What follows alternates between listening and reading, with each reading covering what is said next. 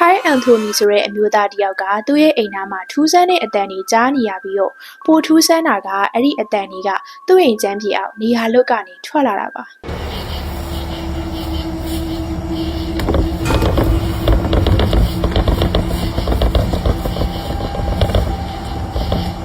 သူကအဲ့ဒီအောက်မှာဘာရှိနေရလဲဘာတွေဖြစ်နေရလဲဆိုတာမြင်ရဖို့အတွက်ကင်မရာတစ်လုံးဆင်ထားလိုက်ပါတယ်အဲ့ဒီခါမှာတော့သူ့ကင်မရာကနေမှတ်တမ်းတင်မိထားတာကသူ့ကိုကြောရိုးရဲထိအောင်စိတ်ကြောက်သွားစေခဲ့ပါတယ်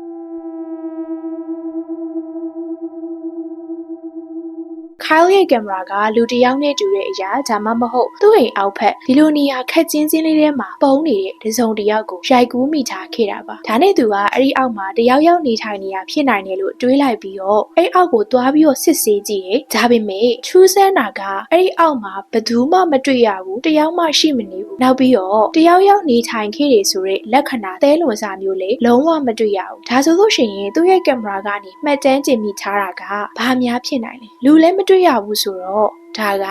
မမြင်နိုင်တဲ့သဘာဝလုံးဗရလောကတစီတရေလိုအရာမျိုးကရှိနေရလားကိုယ်တိုင်ဆုံးဖြတ်ပြီးတော့ကိုယ့်ရဲ့ထင်မြင်ချက်လေးတွေကိုအောက်က comment မှာမှတ်ပေးခဲ့ကြပါဦးနော်